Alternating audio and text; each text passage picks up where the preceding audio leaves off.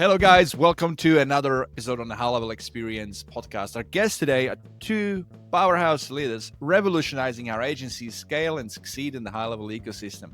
Emily Bryant is the GM of Global Operations and Sales at Growthable, a true architect of efficiency and client success.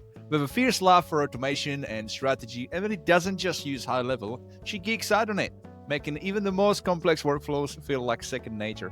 Joining her is Ryan O'Connor, the founder and CEO of Growthable. He is a visionary entrepreneur who turned his obsession with Go High Level into a thriving global support platform. From running agencies to hosting sought-after webinars, Ryan has helped hundreds of businesses grow through smart onboarding, education, and elite-level client retention strategies.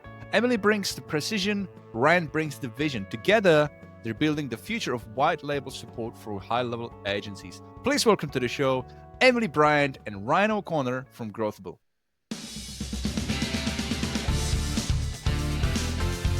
Thank you. Thanks for having us.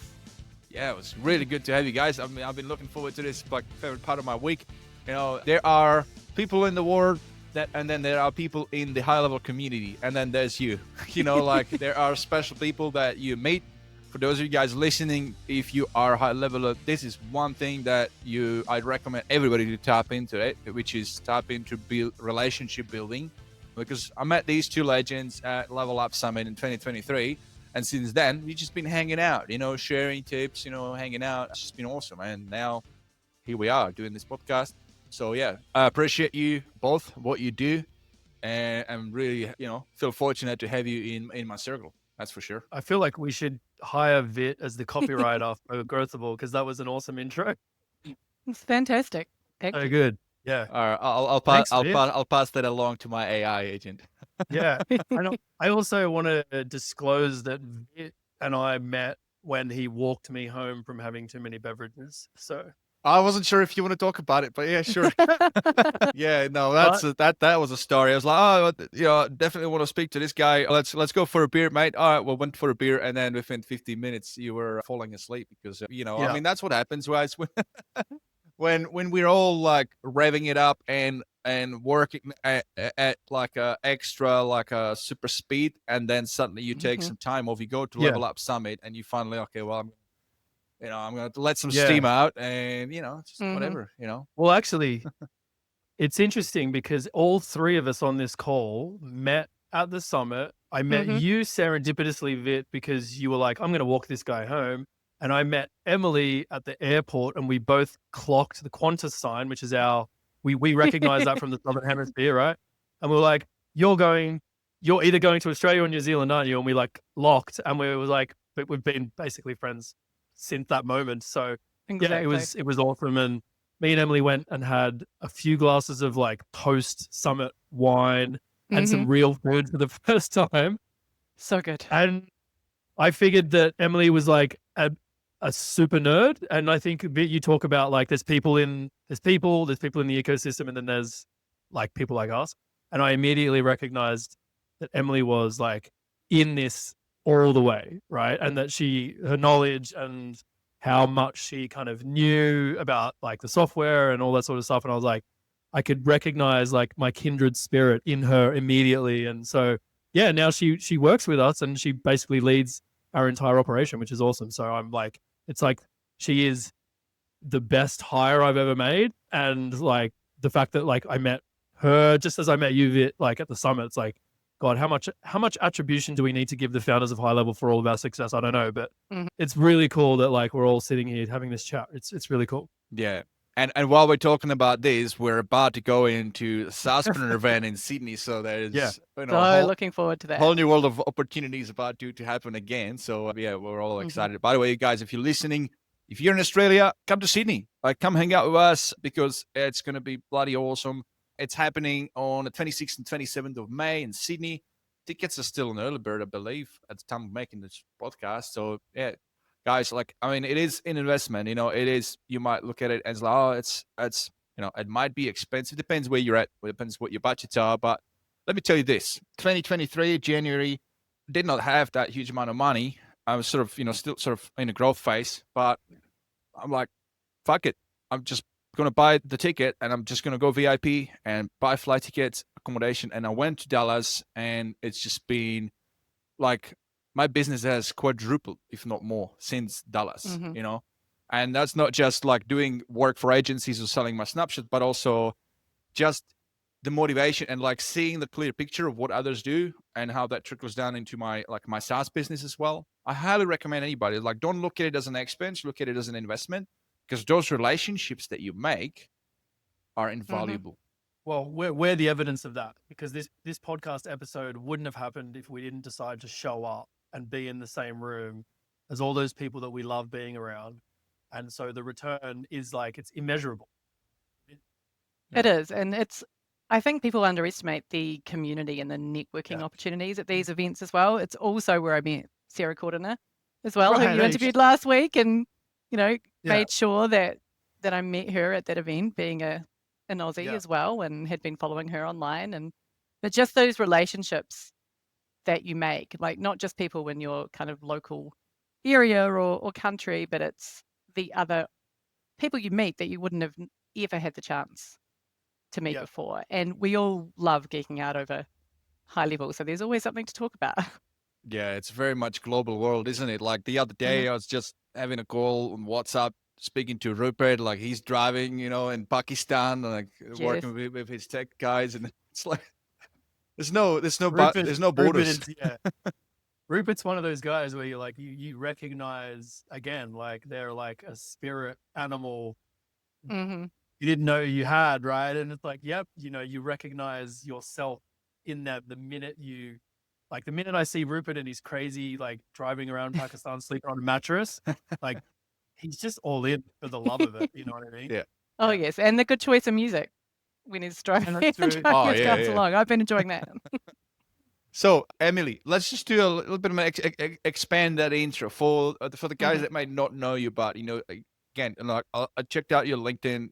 I know what you've been doing, and you've got a rich, career history in this space. So, I think my intro didn't do enough justice to all the different experiences that you had. Can you talk on that a little bit more for the guys listening?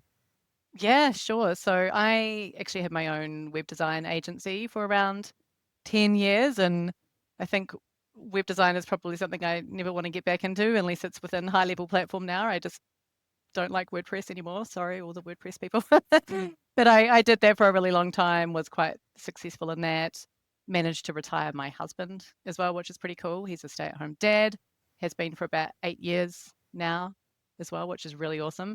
And then after Amazing. that, I went into a company that coaches digital marketing agencies and was there for about 3.5 years. And that was actually where I got introduced to high level. And at the time, we actually had Chase on board us, which was a pretty awesome experience, and showed us like how to set up the Fast Five. And we were like, oh my gosh. And then that kind of, once I realized and could see what it could do, even though that was, I think, coming up 4 years ago now, like I was in.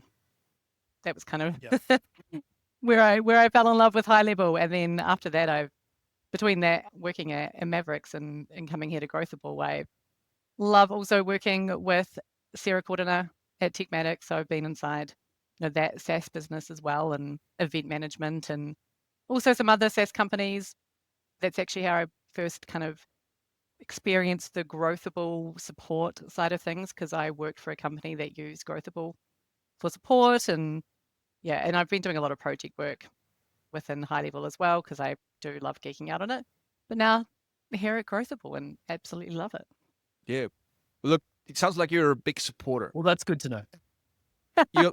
One thing that like comes at my mind, like, why wouldn't you, with all these experiences, why wouldn't you launch your own SaaS? You know what I mean? But I know, maybe one day. Tell her that every day. Yeah, you totally should. But it also just comes down to what you're comfortable with, and sounds like you're a great as a supporter person as well. So I applaud you for that. Oh, and I love being part of a team as well, and Yeah. I'm a fairly empathetic leader, so like helping to manage and lead and understand teams is something that I'm really passionate about. And yes, I could go do my own SaaS thing, but then working from home, I probably wouldn't get outside that much, and it's kind of more fun to be in a team environment and I loved like working with other agency owners and getting to understand their businesses and helping them. Like that's really where my passion lies. Yeah, I love it. So guys, look, before we dive into, I want to go into some systems and strategies for the guys listening. There's so much we can unpack, right? Retention, all that thing. But what I'm curious is maybe questions for you, Ryan. What was the defining aha moment that made you realize, like this kind of support was not just like helpful, like with what you do at Growthable, but absolutely essential for scaling agencies? Yeah. I was thinking about this actually just a moment ago, because in the high level kind of ecosystem, you've got the kind of, I guess, accolades, and the main kind of accolade is the SaaS award, right? Which is, if you have 100 active SaaS enabled paying subscribers, you get a big plaque, and it's amazing, right? And like, congratulations to anyone that's ever obtained or achieved that accolade. It's great, right? I think that high level being high level, as a symptom or a byproduct, whichever way you want to look at it, by not having a sales team and by bringing Kelsey to build a global affiliate team that earns millions in commissions, right, is a testament to, I think, Kelsey. I think it's a testament to Sean, Varun, and Robin's vision to like not have a sales team and go down this path. But as a result of doing that, you undoubtedly end up with a certain type of person sees the opportunity in something and then goes and gets it by, grabs it with both hands and charges away, right? And I feel like by doing that, rather than high level becoming another HubSpot competitor, another Salesforce competitor, it became a business opportunity for people like Vit, for people like Emily, for people like Ryan to go, I've been waiting for something like this, which is like the ultimate Swiss Army knife. So I know what skills I have in my back pocket. And now I've finally got a platform that doesn't cost me $10,000 a month from day one. This is not AWS, and I have to go and build everything from scratch. It's all there from an infrastructure point of view. And now I can just be like, I can have the same conversations that I'm having with business owners, yet now I can have these conversations and go, everything I just told you, I can give you because I know where it is. I've got it, right? And so that, as a result of having no sales team and, being affiliate led, right, meant that you have a high number of people who end up being high level users or agency owners, right? That's the kind of the way that I'm talking about them. SaaSpreneurs, entrepreneurs, wantrepreneurs, whatever you want to call them. They just don't think that they'll need to do something with customers once they've brought them in, right? Like, and when you look at the subscription revenue model, which is what we're all in here pretty much, right? And of course you can do your own revenue models, you can do retainers, you can do whatever you want. But I think that like when we're talking about like monthly recurring revenue, subscription revenue model businesses, when the customer agrees that they're going to sign up, that's just the beginning of your relationship with that customer, right? There's no guarantees they'll stay beyond 1 day, 7 days, 30 days, whatever it is, right? And so there's so much emphasis in the affiliate space on how to get new clients, how to go and get 1 million leads in 1 day and all this type of stuff, right? But no one ever talks about like, okay, but like you actually need to talk to them and help them so that they keep paying the bill. Not just pay you once and then get upset that you never spoke to them and off they go, right? And so, it's no secret that like, as a result of them doing that, making it white labelable, that they could never serve the end user, right? And so the onus has always been on the entrepreneurs and the people that are coming in for the business opportunity to provide their own version of this. And when I came into the ecosystem and started building an agency, I was like, oh, there's no way I can support my customers, because they don't know, one, they don't know it's high level, and two, there's no blue button when they log in, right? Because they remove all the white label, right? And so it was immediately like, well, I'm sitting here all day on YouTube answering questions for people. So how could I turn I'm answering questions all day into something where it's like I'm actually exchanging the value that I feel I'm bringing for revenue? And I'm not just any revenue. I'm all about that monthly recurring rate revenue, right? So I wanted to create my own subscription service. To do that, I rang up a friend of mine who was one of my VAs in my agency, and I was like, could you do an 8-hour shift answering chats? And I'll do an 8-hour shift, and we'll just tell people that it's 24 hours a day, 7 days a week, and we'll just figure it out. And he said, yes, absolutely. And I started charging $99 for 24/7 support. And I went and got a widget through Zendesk, which is obviously an extremely popular third-party thing you can just go and get. And then the next day, Growthable existed, right? So, and I just built it from there, right? I got another VA to do a third shift, and then it was truly 24/7. And I was like up at like ridiculous hours doing chats on my phone, chats on my laptop. I had an alarm system to show when chats were coming through, like, meh, meh, meh. Jesus. How do I do this in a funnel? I go and answer the question, right? And like, just do that.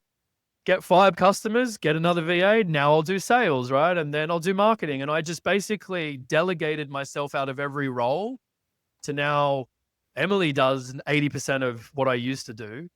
And, again, like I see all these posts about have this tool to get these customers, run this promotion, do this webinar. I'm a SaaS award winner after 3 months, blah, blah, blah. And it mattered to me. It didn't matter to me at all. I never ran an ad. I just was in the groups answering questions. In the HighLevel official community, I'd answer as many questions as I possibly could to try and gain some visibility. We still have not run a single paid ad, right? So you can never run an ad and make it happen, okay?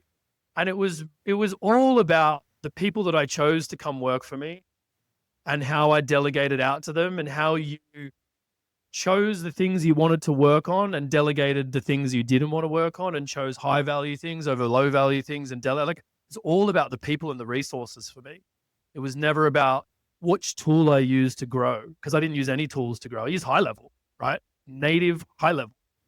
So the aha moment for me on like, this could be a thing, actually was very, very obvious to me. Like it was like, I stopped working on my agency literally in like one day, right? I was like, I don't care about my agency anymore. I just was like, I'm done. I just chucked it in the bin. I didn't care about it at all because I was like, I've got to go and just play around with HighLevel all day, every day. That's all I wanted to do. Just super nerd, right? And I was like, all right, but I also need to pay rent and feed family and I got kids and all this type of stuff. So it was like, I was forced to commercialize my obsession, which is what I did. And thank God. And because it almost died many times, there was multiple times in those early days where I couldn't afford wages. But because I was doing affiliate stuff on YouTube, I was getting like, several $1,000s back then in affiliate commissions, and it paid the wages for all the people that I needed to come and help me, right? And so like, not only did HighLevel give me the ability to build a business, it paid for my staff through the commissions. So again, how much attribution do I need to give Sean, Varun, and Robin, for God's sake, right? Because like, they've created so many jobs. They've created so many opportunities for so many people globally. It's absolutely ridiculous. And that's a true platform, right? Which is the output of the economic output of the people using your platform is 100x what they make as an organization. That's a true platform. So yeah, long story short, man, like it was super obvious to me that someone should do it. There was actually 2 brands that had done it and were like, they're the kings and they're still the kings. Our competitors, right? They are huge, big, massive organizations that have absolutely crushed it. Full respect to the owners and founders of those organizations, Bryant and Matt DeCino and all those guys, right? Because they saw an opportunity to be like, we really kind of know how to do this stuff, but how do we like bring that to a large number of people? And, like I just wanted to keep making YouTube videos and keep helping people out. And I still do coaching calls, right? Like I didn't delete my coaching page and we still get people booking in for coaching calls, which is the only way I was able to put food on the table back in those days after I gave the agency game up. And now I'm going back into the agency game because now I've got more time on my hands and I can actually do it thanks to Emily. But yeah, man, I don't know. Is that answering your question? Because like, I feel like I'm rambling. Yeah, so I was thinking how to follow up on this. So bunch of takeaways. The first takeaway is you really went for like a true skateboard, like Zendesk, 8 hours me, 8 hours you, let's go. That's like what else is there? Yeah. What do you need to do?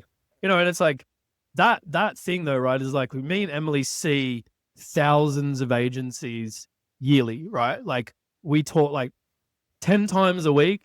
We're speaking to an agency and they're telling us about their niche and their go-to-market and all this type of stuff, right? Which is a really cool position to be in, because I feel like me and Emily are almost like mini VCs sitting back, listening to the pitches, and it's like, this is what we're going to do. And you're in a position where you can be like, well, here's what I would do, right? And I've done this before and blah, blah, blah, blah, blah. And it's like, it's such a cool place to be in, right? But yeah, I mean, every single time I've ever done anything in any of the companies that I've, been a part of growing or grown myself or whatever, it was, the strategy is to just do it and stop talking about doing it. And it was like was it Sam Carlson, or no, it was somebody else. Maybe it was Keaton Walker. Somebody, I can't remember. It was someone clever like that, right? Who put a post up the other day on Facebook, and it was a picture of a pencil. And you had one pencil, which was brand new, barely out of the packet on the left side. And on the right-hand side, a really worn out pencil that's been used heaps and heaps. And the left-hand side is like waiting for things to be perfect. And on the right-hand side is just started. So it's like, instead of talking about it, just start, just do it. Yesterday, I was coaching someone because I'm building a SaaS company as part of a speech that I'm giving in Sydney later this year. And I'm building an agency for that person. So I want to show how quickly we can get to like 10K annual recurring, monthly recurring revenue or whatever. And he said yesterday, I need to stop cold calling because my website isn't ready. And I was like, that's bullshit, right? Just start calling them, because it doesn't matter where the website is or what the website says, because you could be giving them HighLevel or HubSpot or Salesforce. The pitch is the same. The outcomes are the same. The value you're delivering is the same. The technology doesn't make a difference. Start having conversations, start talking to them about solving the problems, right? Skateboard, like I didn't even have a skateboard, just had thin air, right? It's just like, who cares? Like, do you think I care now that I didn't have it ready and that I had to apologize to someone because I maybe said something slightly untrue in my marketing? I don't care. Do you care? I don't care at all, right? So like, having things perfect is the enemy of progress, right? Like, so don't do that is my advice to anyone. Well, I guess the big one is cash flow, right? That's really what it comes down to, is you need to start making money really, really soon. Otherwise, it's going to die out. And, so the typical way to grow a SaaS company, right, is you go and get some money and you start with capital, which means you can run ads, which means your go-to-market strategy is inbound, right? And you just wait for demos to appear in your sales calendar and you have the conversations, and a percentage of those work and a percentage of those don't. Great. If you have zero money, you only have human capital to work with, which is your time and skills. So you can invest in your own education, which will pay dividends, and you can invest your own time, which will pay dividends. But the capital cost isn't monetary, it's human labor, human capital. If you're a really great software developer, you have no money. You can bootstrap a company because the intellectual property that you create through your own human capital is the code on the screen. You're not building something. You don't have to go and buy a raw material and turn it into something. The raw material is being created by you. And so I love that bootstrapping idea of like, I'm just going to go and talk to business owners because I know a product exists that can solve their problems. And I know which questions to ask to get the answers to be able to give them the pitch of the solution. And if I just have that conversation 10 times a day and one person says yes, I just do that 10 times, a week, then you will make progress and you will have a, monthly recurring revenue target that you can achieve. And all you need to do is just add time, right? So that consistency of doing those things every day plus time will guarantee that you'll have a subscription revenue model business that's, thriving if you just do those things, right? You don't need to go and buy the 5 new tools that are coming out that are, going to get you more customers, right? Yeah. Just go and pick up the phone and speak to someone. Definitely. That's my advice. Honestly, it is. Yeah. And I'm sure Emily has a completely different view of this, but like, I'd love to know what she thinks. Yeah. Only because I'm a little bit OCD, but you have to let that go. You have to let the perfectionism go, right? And that's probably one reason I haven't started my own SaaS, because I know I probably would wait to get it ready, even though I don't recommend that. Like, I completely agree with what Ryan says. And HighLevel is just such an amazing opportunity to do that, because, you can have it as a side hustle to start with and still be in your full-time work or doing something else and start this on the side. But long term, it's got such an amazing outcome for you in your life, especially if you can add in that affiliate side of it. as well. And not even just the affiliate for HighLevel, like there's other third-party tools, of course, that you can plug in as well. And there's so much you can do. It's such an amazing opportunity. And we live and breathe it every day, but we forget that the company is only, 6.5 years old now, and most people haven't heard of it, like especially here in New Zealand. Like people ask me what I do, they have no idea what I'm saying when I talk about a HighLevel. I'm working for a white label agency for customers who use, agencies who use HighLevel. It's a really hard thing for people to understand. So we're still in the early days. And it's true in that, like, it's hard for people to understand because of it's a triangular marketplace. Rupert Samuel told me it's the first time he's ever worked on a triangular marketplace, by the way, which is another topic that we should talk about at some point. But with the triangle marketplace, it is confusing to most people. They're used to vendor, consumer, right? It's a two-sided marketplace, right? You introduce the white label thing, it becomes a three-sided marketplace. It becomes so much more complex. However, back to your point, Vit, like you talk about skateboard model or whatever, right? The beauty of HighLevel is that it is no longer a skateboard. It is 6.5 years old, right? There is so much functionality and so much robust functionality, right? That you shouldn't be talking about the edge functions that have just been released today. You should be talking about the core functions that have been around for 5 years.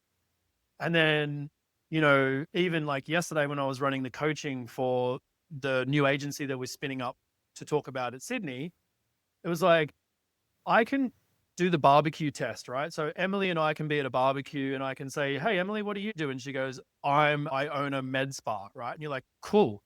So like, how do you like take appointments? And she's like, I use Booksy, right? Why wouldn't you use Booksy? How much do you pay for that? $97 a month. Cool. 97 for Booksy. That does all your appointments. Yeah. Oh, you find it works well for you? Yeah. It does everything I need, right? So immediately, like someone who maybe isn't as salesy as me or whatever, here's, I'm fine, I've got everything worked out, right? But like HighLevel gives you the menu in which you can choose which item on the menu to talk about. And you might talk about the same menu item, but in a different way, right? So I'm like, okay, Booksy, $97 a month. So what I'm hearing you say is that you're super happy with it, does everything you want. Yep. Cool. So you must use like, does Booksy do like mailing as well? Like, does it, can you send like an email out as well? No, it just does booking. Oh, okay. What do you use to send email outs?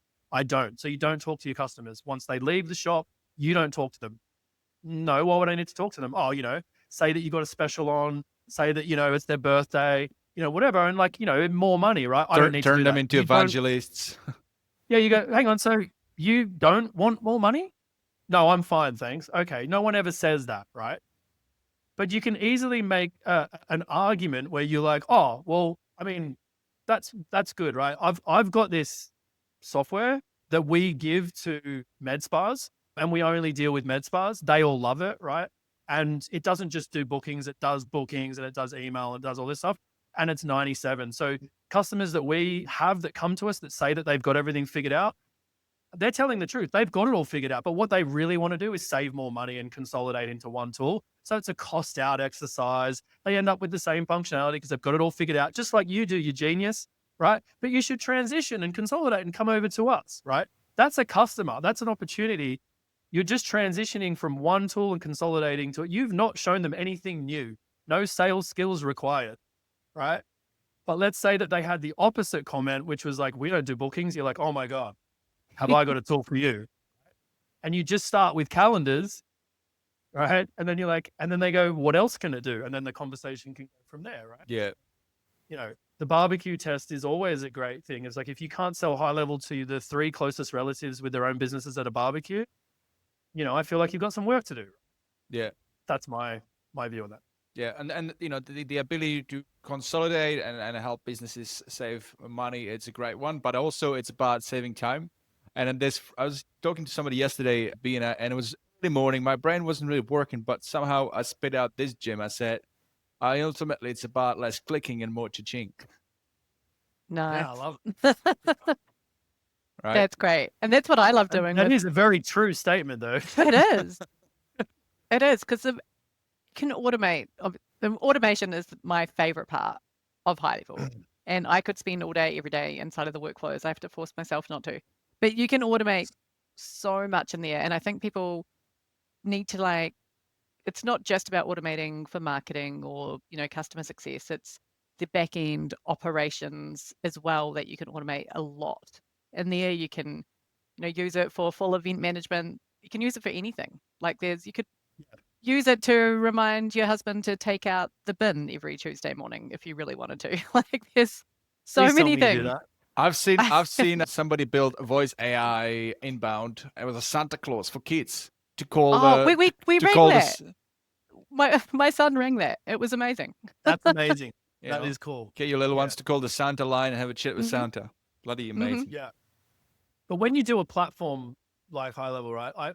I feel like it's like when you're a career sort of salesperson like me, I guess, right? Like it's almost like I was struck by lightning, and like I honestly feel like, it's weird to say this, right? But like I feel like all my dreams have come true for HighLevel to exist, right?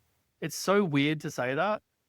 But like, my whole career spent, working in all these different software companies, just wanting something as flexible, open, connectable, something like HighLevel, right? Even if I just had the workflow builder on its own and it did nothing else, I would still be able to make multiple companies all worth several million, tens of millions of dollars, like no problem whatsoever, right?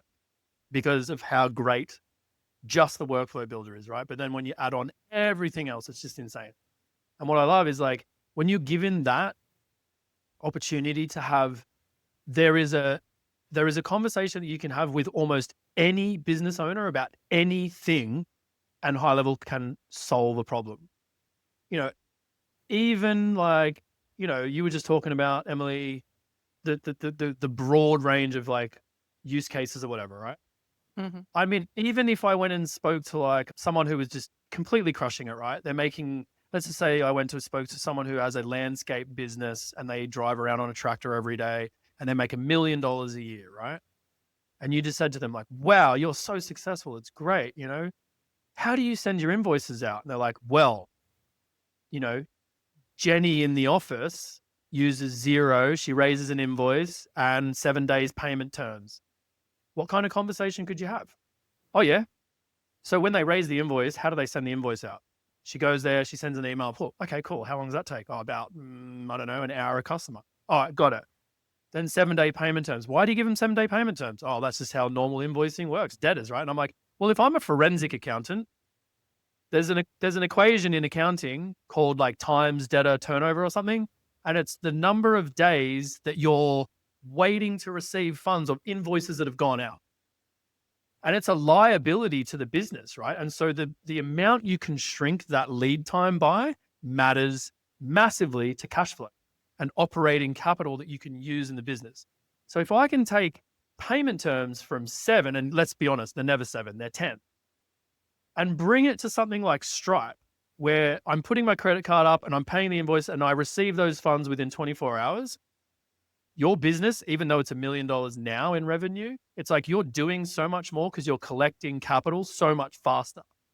And again, the outcome for them is they're still a landscaper, they still drive a tractor, they still receive money. But because they use a system that automates the collection, the receive, all that sort of stuff, the business is 10 times healthier just by doing it, right? You don't change the business process. You don't change the outcome of the dollars they receive. You're just automating it and making it so much faster, and in a world of instant payments and stuff, you expect that consumer level experience where it's like, here's an invoice paid, it's paid instantly, not an invoice goes out, we wait a day, accounts payable says some excuse about we do it on Fridays and Fridays only or whatever. And then you're waiting, right? That's a thing of the past. If I could say to you, all I'm going to do is put in this system so that you get paid instantly, wouldn't that be great? Right? Yeah. Who would say no to that? You know what I mean? Well, and I think it's not even just that. It is that all-in-one system. They're not having their accounting somewhere else. They're not having like some other tracking system, or they're not using who knows what, because you can almost guarantee, especially landscape businesses like that, they won't have any sort of system. They might have that accounting one, but where do they keep track of previous customers? Or like, right, well, we, did this work a year ago. We probably now need to go back, and it's a great time to, approach that customer again. Like there's so much more to it.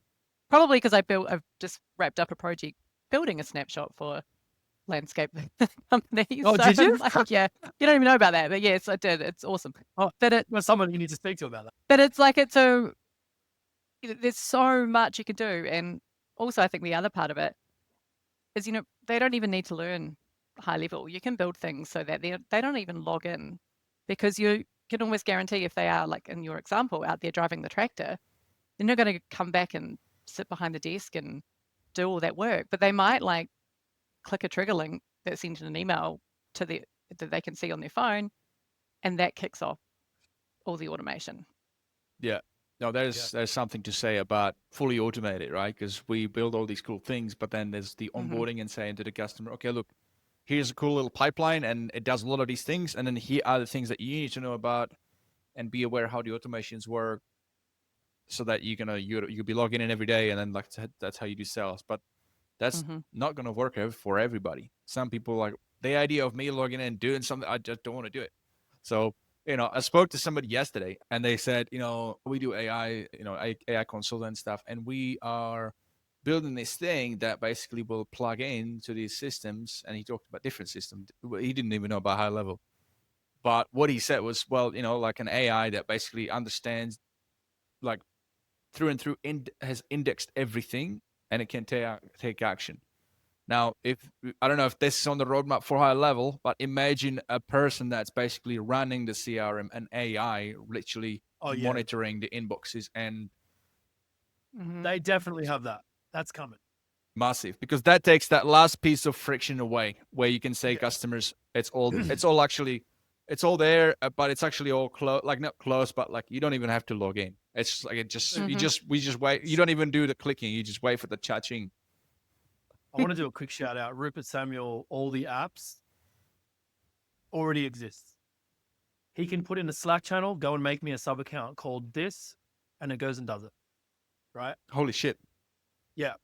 So, and like, well, that's actually not hard to do, right? Because the agency API endpoints have always been there, and that you can create a sub account from an API endpoint.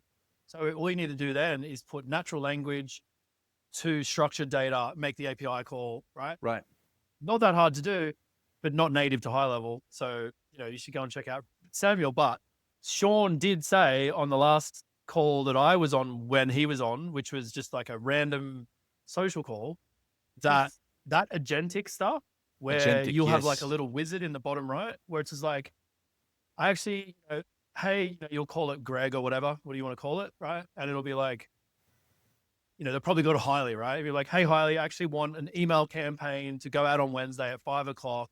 And it'll just be like, cool, working. And you'll just have a progress indicator and it'll tell you when it's done, right? And like, that is actually probably closer than people probably realize, right? Because I'm hearing that Varun is making a big effort this could all be false, by the way, just in my opinion, right? But like, he's making a big effort to make the API endpoints so robust that we expect, or they expect, to see point solutions like a Calendly competitor, a MailChimp competitor come out to market, but the infrastructure is actually high level in the back end.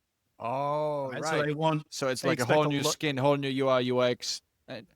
You want to be able to do everything. Yeah. Like mobile stuff, back end server stuff, all that sort of stuff. But then if they do that and they continue to make the API endpoints even more robust, right? Like they're going to be like, well, we've never allowed programmatically the creation of an email campaign before, but all they got to do is just say, well, now we do. So then, now like I'll be able to go to a Slack channel and be like, create a sub account. This is the user, and it'll just go and do it, and you'll see things like, snapshots coming through the marketplace more than being sort of like these random things, and they'll have, mandatory ways in which you describe and document them. And Vit's the best snapshot guy in the whole world, and he documents them better than anybody in the whole world. So he's probably no stranger to that. But all that stuff, I reckon, prediction, Summit 2025, you're going to see an agentic AI be able to build things for you inside of high level. That's my prediction for 2024 at the Summit, for sure. Wow. Holy shit. Yeah. I know that's amazing. Like even now, I love nothing more than putting a prompt into, Grok or ChatGPT and then walking away from my desk to like grab another cup of coffee and then coming back. I'm like, this is so awesome. Like, but that's going to be Yeah, like insane. we getting a taste of it now with automated chatbots, right? You program a Mhm. chatbots and that response. So that's already like, okay, cool. Well, there's been conversations happening. I can sip my coffee. So this is just going to take it to a whole other level. I It is. wonder though, with all the capabilities that are already there, like for example, AI workflow builder, AI funnel builder, where Mhm. are we getting ourselves out of being needed? Good question. And I actually prefer to still build it all myself because I geek out over the workflows and I want to Yeah. like figure out the most, because people can overcomplicate workflows a lot as well, right? So I spend a lot of time figuring out the easiest way to build a workflow that's really simple. That's what I love doing. So I actually haven't even played around with the AI in workflows, to be honest, to see what it is there. But I think there's definitely going to be a time that we need to do that. But you still need to know that it's done it the right way, because there is always more than one way of doing things on HighLevel as well. Or you build something in a workflow, but then you've got to go and do something in the calendar, or you've got to go add that trigger link, or there's always something else. So I think, I think there'll still be a Yeah. place for that, even if it's that QA part of it that is needed. Yeah. Well, one area that I'm excited about, and if they can pull this off, is indexing between assets and relationship between assets. Because, you keep blowing smoke up Mm. my ass, right, about how I document things, and what if you guys don't know what he's referring to is I go nuts and I actually document every single asset into ClickUp and I create a relationship between assets. So, for example, you can look at a tag. What is the purpose of the tag? Is this workflow, or which workflow adds it? Which workflow removes it? What is all that? So it's a lot of tedious manual entry work developing these ClickUp documents that are like 1,000-page documents and stuff. It's not fun. I actually don't enjoy it that much, but but I'm Yeah. OCD, so on that front, yeah, I got to do it. But like if HighLevel could literally do that, that means any tags you build or link up to a workflow action or anything, it's just automatically then creates that relationship. So then if you went into settings and you look at a tag, there could be like maybe a little like an eye icon, and that tells you, okay, well, this is actually being in there. Mm. And like, so you don't have to, because one of the things which is painful is when you update snapshots and you forget to update the reference in documentation. So I mean and as much as I try to be the best at it, even I have holes in this, right? So like you forget about something, it's human error, right? You can't get away. We're just humans, right? So that's going to be a game changer. One thing I do use now, which has been bloody awesome, and this is for those of you guys who are building your own snapshots. If you were trying to document a workflow that's got a lot of if else and a lot of action steps, that's probably the most tedious one, documenting a workflow into like a blank page and explaining, and then use AI. Workflow AI, literally just put it into a prompt to say, Mm. hey, explain what this workflow does. I've got my own prompts that work for that. And then I just copy it over into ClickUp and I just do the referencing to the other assets and then fine tune it, but I don't have to write for anything from scratch anymore. So that speed things up dramatically, like the process of documenting workflows. So that's a Yeah, little gem there for you. that's a really good point. And I think, does that help, by the way, if you've like used really good naming conventions in the workflow or explained like what the tag is on the, because I Yes. guess that would help, right? Because Yeah.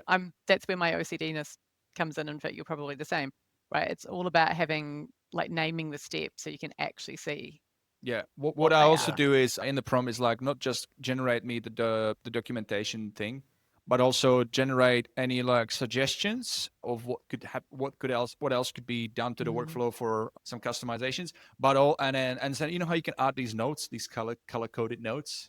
I love those, All right. yes. So now adding those in for the workflow. So I usually have three. So I've got one that talks about recommended, suggested improvements, what you could do. The second one is how you set it up what you need to do to set up, or what you need to consider, like typically like emails and these things. And then the third one is, I can't think of right now, but yeah, I just have it as part of the prompt. So then my process is I create those three cool little color coded things, plus I documented my ClickUp, so then anybody that buys it and go in the workflow, they're not just looking at a workflow, but there's also the notes out there in the workflow. Mm-hmm. I find it quite sort of interesting because like a workflow, right? Like it's a computer program, right? You know, like when you do low code builders, right? Like, so you've got a trigger and you've got elements, right? And so the trigger is like, here's my inputs, right? So like feed this thing an input and they have, values, right? And then those values get manipulated through the program to an output, and things are evaluating to true or false all throughout, right? And it's just literally a method, right? In computer programming, right? And you have multiple methods that can be called through that program at any point, right? Best practices in programming is something called refactoring or refactorization, which is when a piece of code gets too big, right? You need to break it up into individual methods that you call when you want them to be, rather, so it's manageable, right? And so like you only use the program when it's applicable, rather than having one massive program, because to debug and find issues in one massive thing, right, is really, really difficult to do. And I find it fascinating that like when we essentially give no code people, all three of us here, right, the ability to go and write computer programs, right? We are so proud of this huge thing, right? And we publish it on the internet, like, look at this workflow. And like, if you're a computer programmer, you're like, why would you do so much in one thing, right? Yeah. So I find like the whole refactoring thing, I think that would be a cool thing for the AI to do, right? You're like, I've built this huge thing, and it says, my suggestion is that you should break this up into 3 individual things and connect. You know what I mean? Like, and so it does like a version of refactoring for you and organizes it for you, because you're not expected to kind of know like how to best organize these things. You just get in there and you build the biggest, best thing ever. And then it can check and say like, all right, this thing's gotten pretty big. Would you like me to break it down into manageable chunks for you? Right. And I think that would be a great step in it being sort of super useful, rather than just kind of being able to describe stuff and expand on your bullet points. Like, it actually does something super useful and agentic in nature, which is go and actually build the thing. Yeah. Here we go. Now we're nerding out on stuff. Now I want to flip the script a little bit. We've got about half an hour, and I wanted to basically pick your brain on 2 areas that are like critical for anybody listening, so that and get really like detailed tactically, so that we finish this episode on like some actual, like, I mean, we're talking about lots of stuff here, but I feel like we maybe haven't done enough like practical stuff. Maybe, I don't know. What do you think? Oh, yes. Sure. No, let's get into it. All right. So I'm thinking 2 areas: onboarding and retention. And I know this is your day to day, and you might want to talk about something else, but it is what it is, guys. Like, you are really good at it, and the guys need to, they need to, you need to pick your brain on it. So let's go onboarding. So because you talk to so many agencies, what do you think most agencies still get wrong when it comes to onboarding their clients? Well, can I take a stab at that? Yeah, go. Course. Yeah, because Ryan's talked enough. This might be a bold statement, but it's that they're still doing most of it themselves, right? Because it is a really time-consuming thing. And yes, it depends on how well you've got your system set up and how you've got the snapshot and how well things deploy, and the intake is part of when they sign up, and what is all automated. But that time to like walk them through the setup, especially if they're not very tech savvy, like a lot of end users aren't, like can be at least over an hour, or, there's normally another follow-up required, or they can't find where their DNS is hosted. So they have, they're kind of stuck with something. It takes a lot of patience and time. And, at the beginning, you may only be onboarding a handful a month or a week, but at scale, like especially when people do launches and bring in like over 100 customers at a time, like that is overwhelming. That's going to overwhelm like that team. And then also that just leads to instant churn as well. So I think, tapping into whether it's in-house or with a support provider like us at Growthable, like you do need, as an agency owner, to have other people that are doing that onboarding piece for you. Yeah, well, we talked about perfectionism, right? So, Yes. one of my systems that I developed for my own agency is I wanted to sort of, how you got those platforms that can make it easy for your customer to give you access to stuff so that you don't have to have a back and forth. What is that one? Leadsy and all that stuff. Yeah. So I look at those and I was like considering it. I then nerd out and I'm like, you know what? I'm going to try and build something on my own. Right. So that's what led me down the rabbit hole of creating a funnel for each different thing. Here's a survey, Mr. Customer, to tell me what type of website is it, WordPress, is it Squarespace? And then they pick that and then takes them to the next step where it says, here's specific instructions for Squarespace. And then I created a user for every single platform and provided them with that email. Like, here's my specific email for Squarespace, share that with me. And then they submit that. And so that way saves me having to have the back and forth. Right. So that's saving time. It's a bit more scalable, but there are still variations to it, edge cases, right? Some customers, they just don't do it. They just freaking send you an email anyway, things like that. So that's just always going to be there. But yeah, I guess, whilst what I built is, I think, pretty good, but yeah, there's a lot to say that I could have done it differently at the beginning because, the perfection. I've seen your stuff. Yeah, I mean, like, your stuff is like, I mean, I don't know why, like, HighLevel haven't acquired Bitmuller, to be honest, or whatever, but like, so his stuff is so robust, like it just knocks your socks off, right? And if you've ever been if you're ever in Vit's systems, like every email you get is meticulous, it's quality, it takes you to the next step, it has clear instructions on the call to actions. He's going to go, that's ironic, right? Because you ignore every single one of the emails I send you. He's not even flinching when I say that, but anyway. I read them. They're very meticulous. You have to chase Emily to get me to press the button. Well, I don't want to talk about myself anymore, right? And you keep blowing smoke up my ass. But what I wanted to say is a segue from this was, yeah. But to answer your question though, Vit, right? Yeah. So I agree 100%, of course, with Emily. The only other thing I would add to that is that I feel like, right, that if you look at ways to grow a software company, there's a few ways, right? And like when you break it down into sort of like the I suppose the most common practices, right, is like, one is you can use what's called product-led growth, right? Which is the product is something that I want to consume myself, and that through my consumption of the product and the adoption of the product, I adopt more. So the result of me using it is that I use more. And there is no human intervention required. Let's take an example. Slack, Airbnb, whatever, right?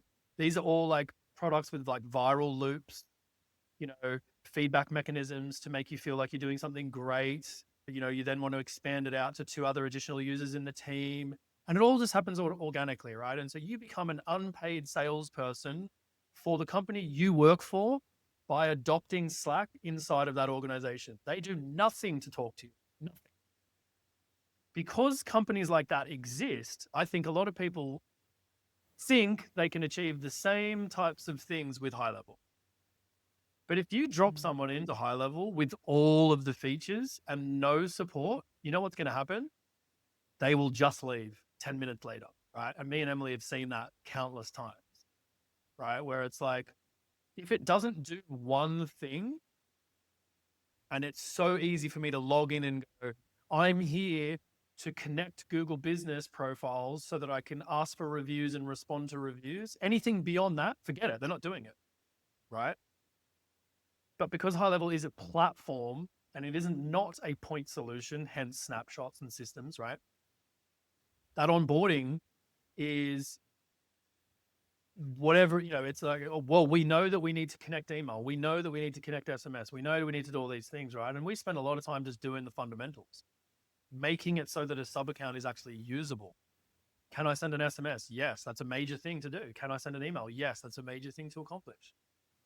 But then it's like, well, but what are you going to do once you've made it usable? Like, now that you can send an email, what are you going to do? And then that's when the snapshots come in, right? It's like, all right, well, these 3 automations, these 3 campaigns, this is what you use. So one huge mistake is thinking that it's a point solution. It's not. It's a platform, right? Platforms they're not user-friendly. They are for people who know how to do things with a platform, right? Not with an endpoint solution. So the audience that you're selling to makes such a difference, right? Because if it's a landscape gardener who spends all their day on a tractor, do they care at all, right? About connecting emails, sending emails, automation, this is like, they don't care about any of that. And they're never going to use it themselves. They might use the mobile app, and they might probably more use the mobile app to send out invoices because it's directly related to how much money they have in their wallet. They're probably not motivated by anything else, So it's like that type of audience and that type of growth model isn't going to work. It's just not going to work, right? And so it's matching the audience with the growth model you've got, right? And it's like, I'm not going to take gardeners and do product-led growth because like they're not even going to log in, let alone log in and onboard themselves. Mhm. So using Growthable in that type of situation is the exact solution for you. Do you know what I mean? Like, it's like, no, we're just it's a low value thing. You just need to get all these things set up. And somewhere along the line, that agency owner needs to educate them on which parts of the system you want them to use. But they're not going to do it themselves. It's just not. There's absolutely no way they're going to do it themselves, right? And then you've got the other side of that, which is business professionals, dentists, this type of thing. Yeah, they're white collar, but again, they're worth so much money per hour that they're not going to do any of it themselves, right? And like that's the reason that agencies exist, is because you've got businesses with zero interest on what they're doing for marketing and sales that they need someone to go and do a DFY. And so the mismatch that me and Emily have seen heaps before, which is people selling HighLevel to non-technical users, not as a DFY, as a DIY, and wondering why they're all churning away. So don't do that, basically. Yeah. Now, I just had an idea as we were talking about, like, if there is those that are good fit for do it yourself, you still have the overwhelm factor, which is the still like, plays in churn, right? So they log in and they see everything.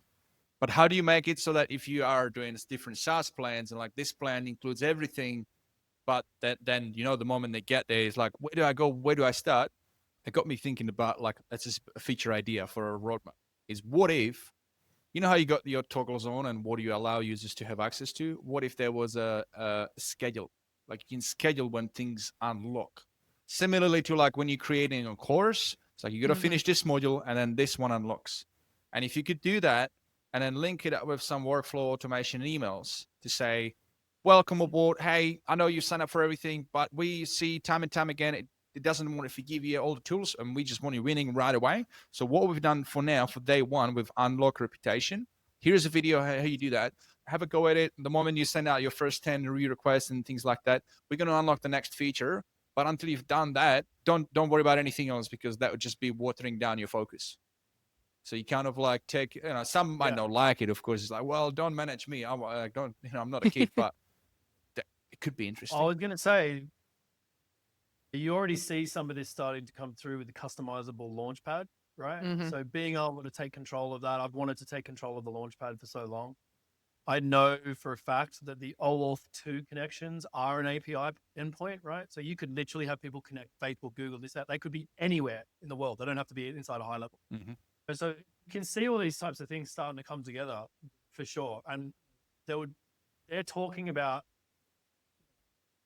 the gamification that they're bringing to communities. If that doesn't start to translate into the rest of the products, I'd be godsmacked, basically, right? And so, unlocking different things for achieving certain milestones, and then you get the ability as the agency owner to say, like, I want a point system, and my point system's going to look like this, and until they've unlocked this, done this, they'd have to pay more, or it unlocks as a result of them achieving certain points. Yeah, that's already there in the community as like the school.com competition, and all you got to do is just bring that over to the rest of the platform. So again, I'm thinking 6-12 months, you definitely see something like that bit. Yeah. Sure. So what we're talking about here, what would be awesome is agency level. So we've got sub accounts, but agency level automations based on triggers such as, and there are vendors and there are custom solutions that are, being utilized, but there's nothing natively. And I'm a big fan of native.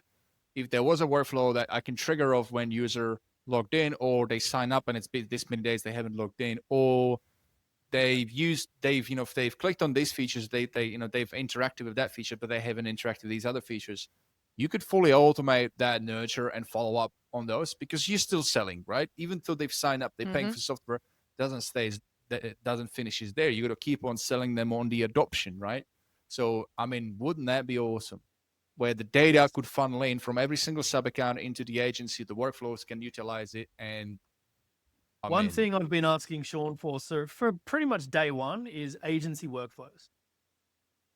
So you have a sub account based workflow rather than a contact based workflow. Yes. So and you sub account and user. That's right. Well, that's right. Yeah. So you have your sub account and then user profile information. I've seen this with third parties. It's fantastic, right? Yeah. Where you can see like which modules they're in, what modules they're using, all that sort of stuff, right?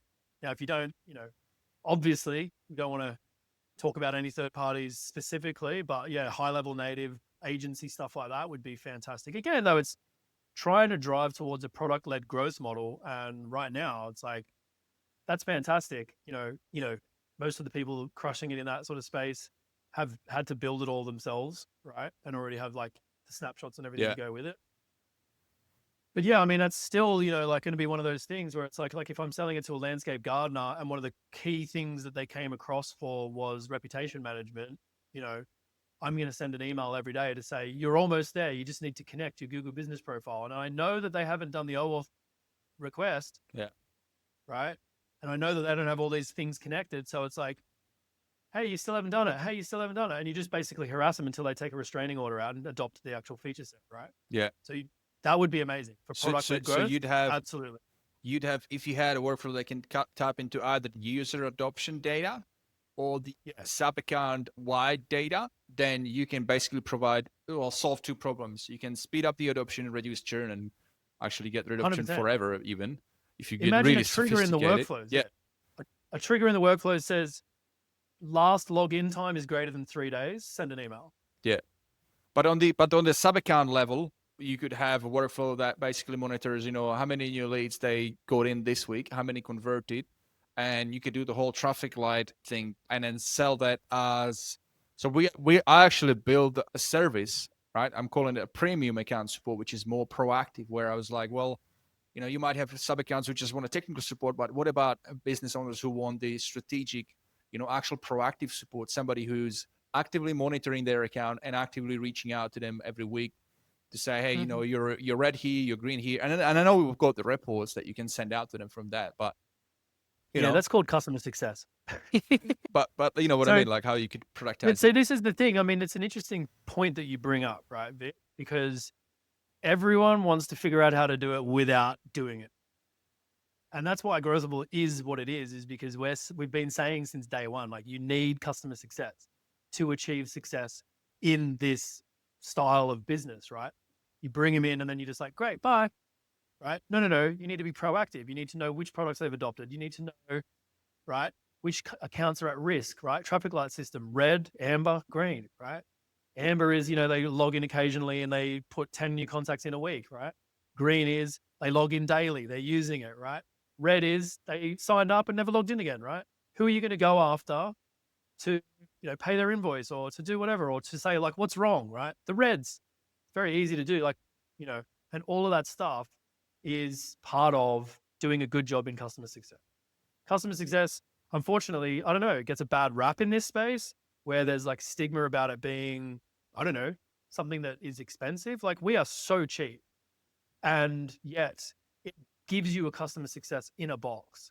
And it's not an expense, it's an investment, because customer success in a subscription revenue model business is by definition a profit center, not a cost center. So there's an investment attached to it with a return attached to it. Yeah. And so like, what are we on the lower end, Emily? Like $500 a month? Oh my God. Right? Like, you keep one customer for one more month, it's paid for itself. Right? So, you just got to do those things. You can go to the the SaaS configurator, sub accounts, sort by last logged in data, whatever, find the 3, have someone call them, right? So yes, we want to do it automatically, but if you're not doing it automatically, you still should do it. You just got to do it manually. Yeah, definitely. Yeah. And or high growth. What about like an emergency service, or like if I'm planning a workshop and I know I'm gonna have 100 people in a room and I'm gonna be showing them how to implement AI, I need to be ready for the signups. Do you guys have something like that where I can let you know so that you can get ready for it? Yes, we do. And we've had that happen literally a couple of times in the last few months where we've had customers do some really successful launches or even, planning in the future for those launches. And we have ways that we can handle that massive influx of customers as well. It's all about just having a conversation, right? And the more heads up that we have or the information, because we'd love to actually learn about our clients' business and have conversations with them and help them as much as possible, then we can handle that. And we've done some really awesome things for some clients recently in that space, and it's worked really well. Yeah. But We just actually, I just want to shout out. Hopefully, he's going to be a guest on your show. But we just had an agency who's been with us from day one. I think he's 18 months in, just had an exit.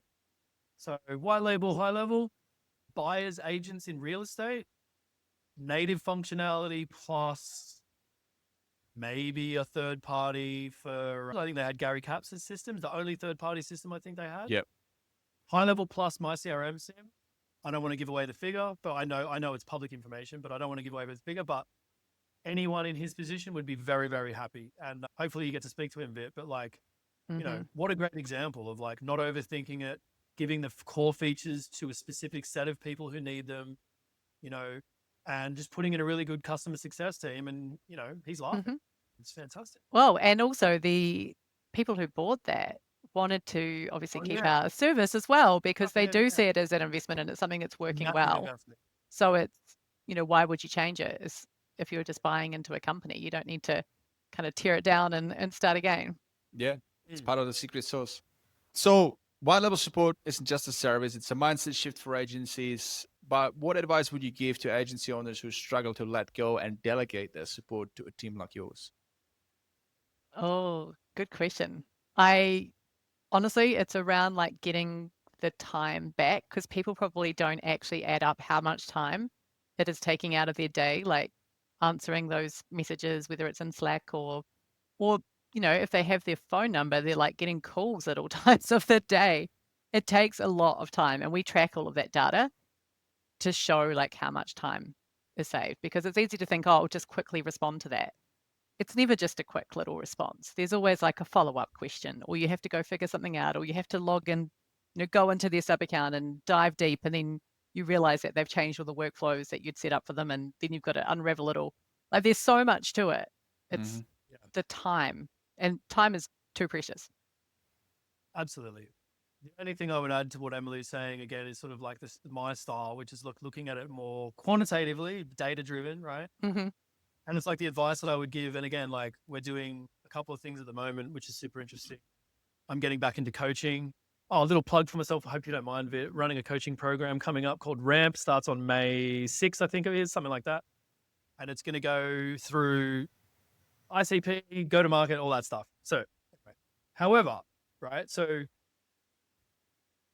me and Emily have never advised someone to get Growthable before they need it. And we see so many people getting it and they don't even have any customers. And you're like, we love the enthusiasm. We love that you've got the vision to have something in place for you're going to get there.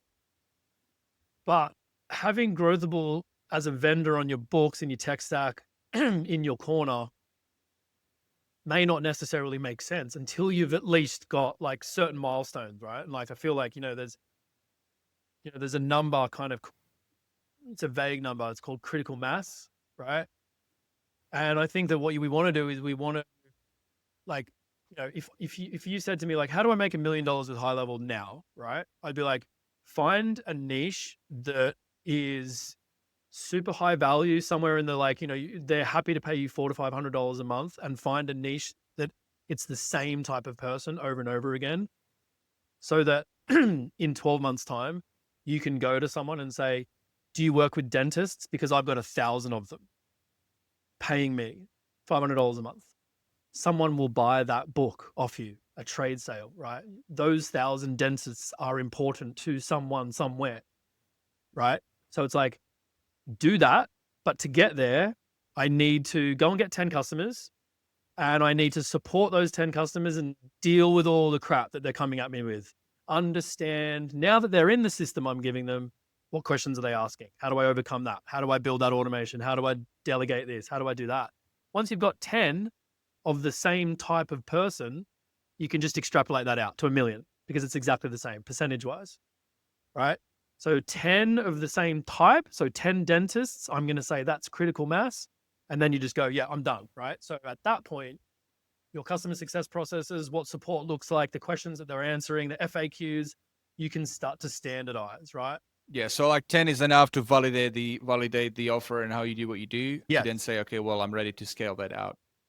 Yeah. But don't scale it out if you've got a dentist, a barber, a this, a that, if you're trying to build something, an asset that you want to maybe sell later on down the road or whatever, right? And it's much easier to build a system for the same user profile, right, than it is for one every different, right? And then, you know, sure, anybody listen to this and be like, that's not right. I can do anybody, right? And it's like, cool, but then you're going to have to go and build like the system or the plan for dentists. And that's an office that I go to, which has a different booking mechanism versus a landscaper in which they travel to where they work. And that's a completely different business process. Yeah. So it's like, no, you have the same business process, the same system over and over and over again. Once you get to 10 and you actually understand exactly how it works, you turn on a white label support partner and put more, like the most amount of people into that system as you possibly can. And you don't support them beyond that point. Yeah. I want to make a point on this though. And that's for Yeah. guys listening, because I bet you there's people like me who are nerds and like bloody, you know, because you got the aspect of this is what you do if you want to have really like scalable business. And if you just in it to like a scalable business.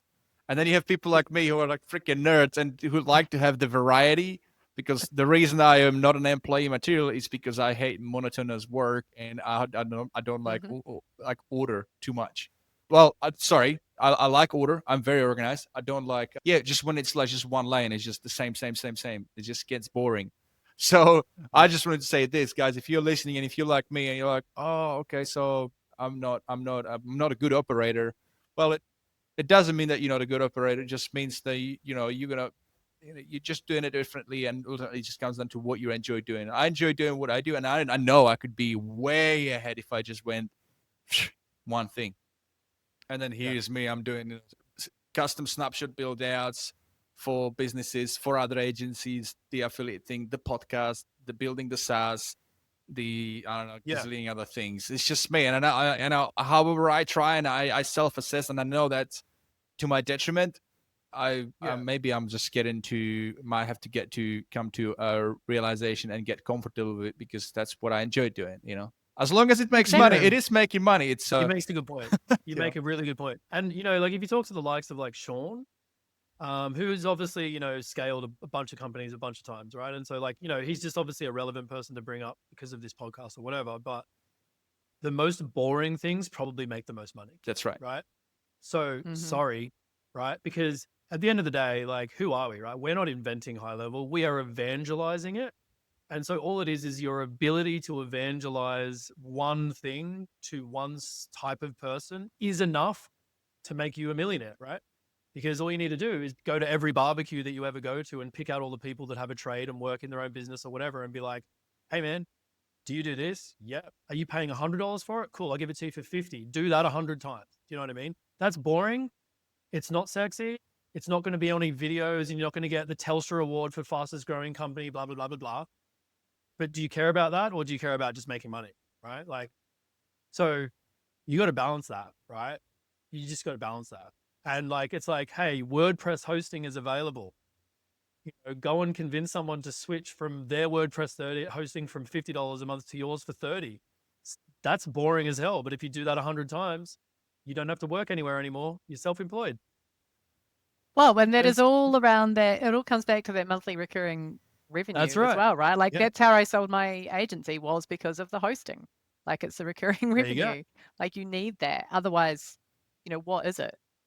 Yes, exactly. And so, yeah, it's like, come for the shiny object, stay for the utility, right?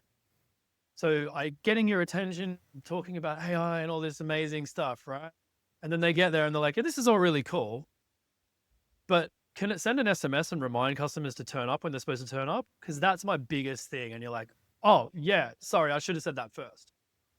Right? And they're like, if you hadn't said that, I would have signed up 4 weeks ago, and you kept on going on about AI. And it's like, I just needed someone to text me and say that the appointment's coming up, you know? Yeah. So yeah, I feel like, if you guys are familiar with like the diffusion of innovation, which is, crossing the chasm or whatever it's called, how do I flip that model on its head, right? It's a mountain. Mm-hmm. And then you've got different stages of it, which is, early adopter, late majority, laggards, or whatever, right?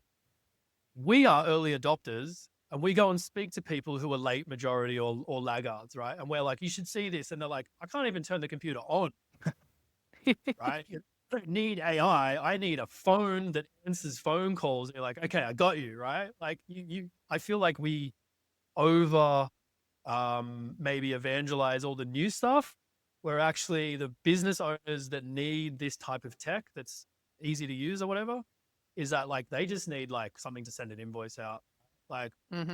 they don't Well, have to not worry even about it. like that. It's how much time do businesses like in landscaping or whatever spend on creating a quote or a proposal, like exactly. before they even get to that invoice side of it, Yeah, right? well, they Like wait you till can they get automate home. all of that. Yeah, Yeah. they do. They do it after hours. They do it after hours. Guys, What do you got? I'm just mindful of the time. I've got a call Yeah, coming up. cool. So, man, there's we could go on. This could be easily 3-hour could. episode, right? we could go on for sure, right? And we will. We'll talk more when we're together in We'll- Sydney. We'll just geek out the whole time. Look, I spoke to Rupert. He wants to do an episode as well. I'm thinking, we're gonna do like a special sit in front of Opera Bar in, Sydney and do something cool stuff. But let's wrap it up. First, a little plug to you guys, because I appreciate what you guys do, and so I've put together something special for those of you guys listening. I like to look after you guys because the podcast is growing, and I'm always like, wow, okay, so what I do, it makes sense, and I really appreciate what you guys like listening and you guys jumping on as guests. So, Growthable, customer success team you need to scale your SaaS. Listen up. If you're a SaaS, a digital agency founder, SMMA, or AI entrepreneur looking to scale, this is the success team you need. From 24/7 live chat support, onboarding and activation, certified VAs, coaching programs, live events, weekly workshops, and more, Growthable is the customer success partner you've been waiting to find. Go and talk to the sales team. Go and talk to Emily. Go and talk to Ryan. Maybe, if it's free. Use code HLXP at checkout and get 10% off just because you're a listener. I appreciate you guys, and I appreciate you, Emily and Ryan, for jumping on today's episode. We're not finishing just yet, but yeah, just wanted to say that. So, look, there are segments that I usually run through. We're not going to do that. So, sorry, guys, if you enjoy those, if you're listening. There are some rapid fire questions in GHL related. We'll just catch up on those. But what I wanted to say is a bit of a shout out to some of the opportunities for you guys listening. So, opportunity number one, if you are a successful SaaS agency, running high level, and you want to give back to the community, you want to inspire others, what you can do is you can submit your success story, a story about a customer you've helped and what impact it had on their lifestyle as a result of you helping them implementing something in their business. So if you head over to HighLevelExperience.com/your story, you get to submit. Just make a little selfie video, place. I'll insert you into the episode. You get a little shout out for your agency. And more importantly, you get to inspire others that are maybe just starting out in GHL and they just need a little bit of they just want to hear the real case study. So that would be awesome. Obviously, that would help me have extra content. Everybody wins. So go and do that if you fit in that bracket. HighLevelExperience.com/your story. The other thing I want to highlight is the beef. So this is a segment, again, we've run out of time, which is unfortunate, right? We were having too much fun. But if you love high level like us, but also, you're a perfectionist or you're utilizing some of the things and there's still a bit of a skateboard and you're like, that maybe there's a bit of friction and you want to suggest, or, you're just having a frustration with it. The way high level works, it's based on democratic way, right? So we give upvotes on the ideas board, right? That's how those 700 developers can actually decide and feel fair to everybody that they've decided on the one that had the most upvotes. Unfortunately, though, you cannot promote your upvotes through the official GHL community because, there's 100,000 of us in a Facebook group, and then we just end up being shit ton of noise. So the only way is you're going to go to the ideas to go high level, submit your suggestion, or look up somebody else's suggestion and give it an upvote. Now, here's how I give you an opportunity to promote that. Submit your beef, a little video or audio. Go to highlevelexperience.com/the beef, and we'll share it in the episode. The rule is, in the form, you have to add your link to the ideas board, and it could easily be even somebody else's submitted ideas that you just want to promote. Submit it to me. I'll add it in an episode and help you get some more, get some more upvotes on that one. So that's the beef, highlevelexperience.com/the beef. Me and Emily have a good beef. So I I'm know. disappointed we didn't get to do a beef. Same, Yeah. it'd be the same My- one. We didn't even talk about it, but I know it. The webinar one? The webinar Yes. one for sure. Yeah. It's All right, go. We've got 5 No, minutes. Emily, go. Tell us. So the webinar funnel, Yes. great in theory, not great in practice, because That's it right. is like so we run a weekly free webinar. It cannot do recurring webinars. And if you want to like change something, maybe you put in the wrong Zoom link. Can't do that. Like there's so many restrictions around it, and you also Even if you want can't. to clone it, right? Like, You can't clone it. You can't like save the elements or like use global elements properly. It's really restrictive and not like the other, normal funnel builder at all. Yeah, it's a very skateboard. Very scary. I with- looked at it. without- I'm without like, the- yeah, now I skill. built my own snapshot kind of thing using funnels, custom values for quick updates. Mm-hmm. Way better. Yeah, I don't know. I hope that's going to go back into the focus for the dev team. I'm sure it will. But We managed to have a nice one-on-one with the product owner, and he was very enthusiastic about fixing those things, but we're too familiar with how HighLevel's roadmap works to believe that it was going to magically come out like within weeks. So yeah. So if you've submitted that on the ideas board, send me a link and I'll put it in the show notes, and then the guys can give it an upload. One opportunity we all have, and I cannot highlight it enough, is high-level events, SaaSpreneur and Level Up Summit. You get option to sit down face-to-face with the tech team, set face-to-face with Sean if he's free around, but he is typically around, and voice out all these opinions, because I cannot wait to sit down when I'm in Sydney and tell the guys about a couple of things that I've got on my list. So, yeah, guys, come along. yeah.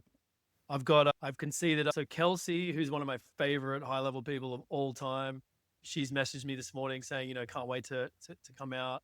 I know that Paulson's coming out. We know that Sean and those guys are coming out. All the So, Americans, they're all excited about going down under. They're so They're like, excited. right. I feel like those ones were the ones that got the priority pick. Yeah. So Wes wanted to run the bridge or whatever and all that stuff. yeah, it's going to See be so some much fun. kangaroos. Oh yeah. Yeah. Oh yeah. So all right, well, let's wrap it up. Well, guys, thank you so much. Guys listening, thank you so much as well. If you enjoyed today's episode on the show, then please share it with your fellow agency mates and other high levelers that you think would also benefit from listening. For show notes, links and extra tips to help you grow your agency for your SaaS with High Level, please go to HighLevelExperience.com. If you want to check out our sponsors and their unique cool offers like Growthable, go to HighLevelExperience.com/sponsors. And that's it, guys. Thank you so much, and have a great rest of your day, everybody. Thank Fit. you. Bye, guys.